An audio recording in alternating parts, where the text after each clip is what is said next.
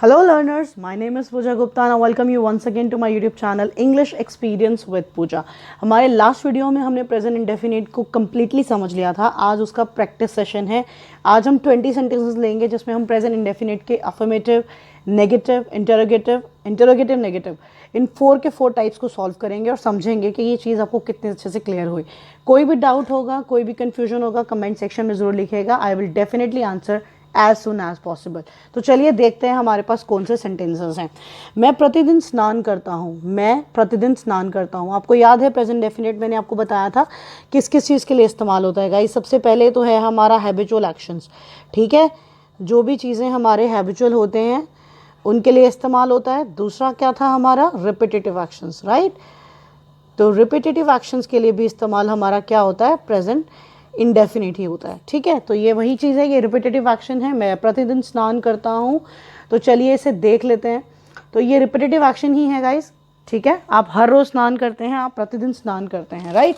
तो ये एक रिपीटेटिव एक्शन है। ठीक है, और हम देखेंगे कि ये किस तरह से वर्क करेगा और हम इसे कैसे फ्रेम करेंगे। मैं यहाँ पे आपके रेफरेंस के लिए सेंटेंस फॉर्मेशन का रूल भी लिख रही हूँ। That is subject plus verbs first form plus ES/S plus object. ये हमारा सेंटेंस फॉर्मेशन का रूल था। अगर आपको याद है, subject plus verb first form ES/S plus object. और मैंने आपको बताया था ES और S हमारे वर्ब के फॉर्म के साथ सिर्फ तभी आते हैं जब आप लोग क्या कर रहे होंगे, जब आपका सब्जेक्ट थर्ड पर्सन सिंगुलर होगा। अगर आपने वो वीडियोस पहले से नहीं देखे हैं गाइस, तो आई बटन में जाकर पहले प्रेजेंट इंडेफिनिट के दोनों वीडियोस को देख लीजिए ताकि आप इसको समझ पाएँ और यहाँ पे ये एक्सरसाइज अच्छे से समझ पाएँ और सॉल्व भी कर पाएँ।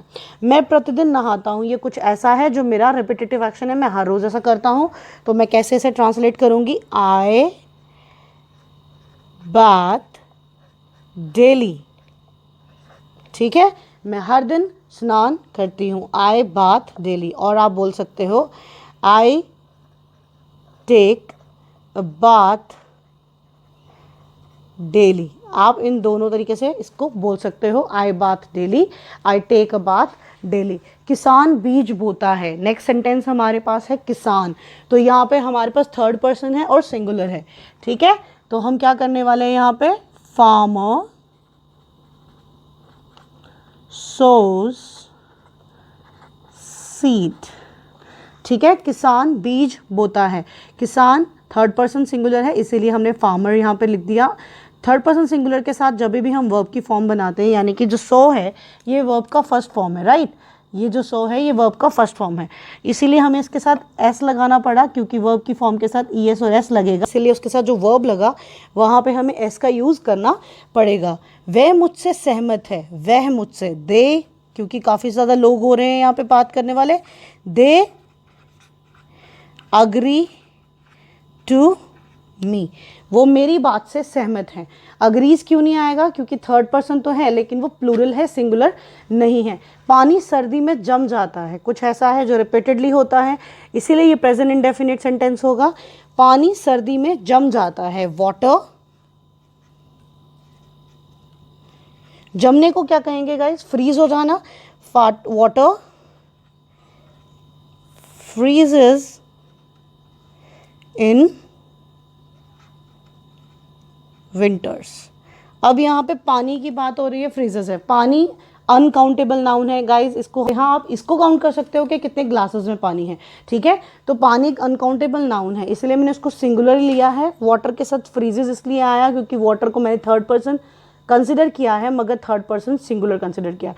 तो वाटर फ्रीजेस इन विंटर्स, सर्दियों में पानी जम जाता है। वे अच्छे चित्र बनाती है। वे अच्छे चित्र बनाती है। तो शी बनाती है, तो मुझे पता चल गया यहाँ से किसी लड़की की बात हो रही है।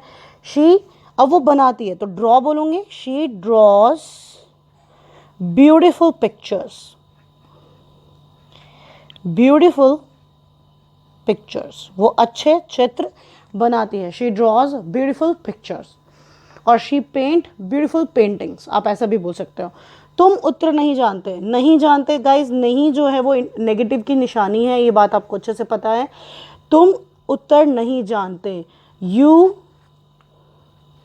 Don't know the answer.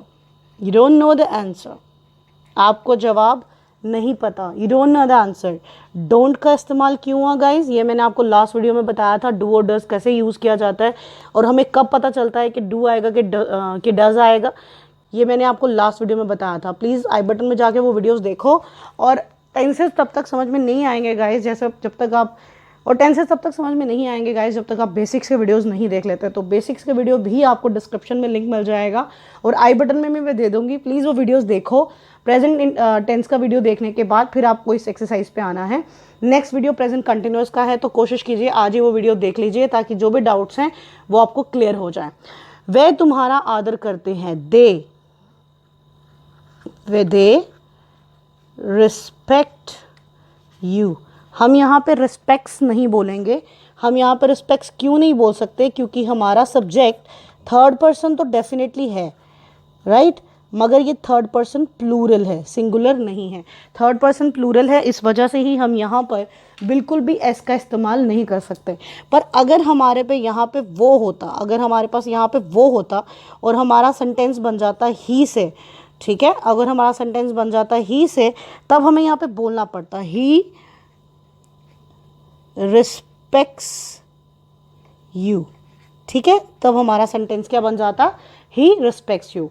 वे कभी खेलना नहीं भूलती, वे कभी खेलना नहीं भूलती। भूलती से पता चल जाता है किसी लड़की की बात हो रही है, तो मैं बोलूँगी she never forgets to play. वो कभी नहीं भूलती कि उसको खेलने जाना है। कभी का लिए हम कौन सा वर्ड इस्तेमाल कर रहे हैं, नेवर, ठीक है। वह कभी खेलना नहीं भूलती, she never forgets to play. तुम झूठ नहीं बोलते। अब यहाँ पे किसी की हैबिचुअल एक्शन की बात हो रही है, वो ऐसा कभी नहीं करते हैं, ये उनकी आदत है, ठीक है, इसीलिए यहाँ पे ये सेंटेंस जो है वो प्रेजेंट इंडेफिनिट में फ्रेम हो रहा है। तुम झूठ नहीं बोलते, you don't lie, okay, you don't lie. हम तुम पर विश्वास नहीं करते, रिपीटेटिव एक्शन है, आज भी नहीं करते, कल भी नहीं करेंगे और आने वाले समय में भी शायद कभी विश्वास नहीं करेंगे। So we don't trust you, हम आप पर विश्वास नहीं करते, मैं तुम पर विश्वास नहीं करता। तो जल्दी जल्दी से एक रिवीजन हो जाए शीट का, फिर नेक्स्ट शीट पे मूव करेंगे। मैं प्रतिदिन स्नान करता हूँ, I bathe daily, I take a bath daily. Both are the sentences are correct, it's up to you how you want to speak. किसान बीज बोता है, फार्मर सोज सीड। सो होता है बोना, ठीक है, जब ज़मीन में उसको प्लांट किया जाता है। वो मुझसे सहमत है, दे अग्री टू मी।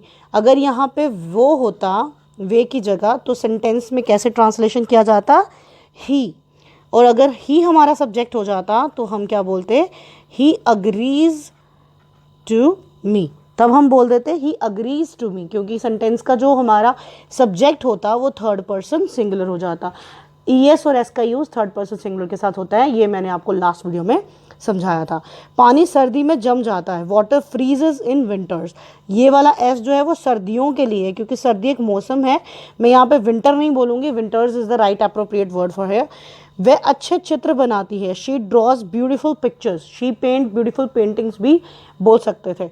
तुम उत्तर नहीं जानते, you don't know the answer, आपको नहीं पता। ये डोंट क्यों इस्तेमाल हो रहा है, क्योंकि हमारा जो सब्जेक्ट है वो सेकंड पर्सन है, ठीक है, मगर यू जो होता है वो हमेशा प्लूरल हेल्पिंग वर्ब ही लेता है, प्लूरल हेल्पिंग वर्ब ही लेता है। चाहे हम एक इंसान के लिए बोले यू, चाहे हम 10 इंसानों के लिए बोले यू, किसी भी सिचुएशन में यू हमेशा प्लूरल हेल्पिंग वर्ब को ही पिक करता है।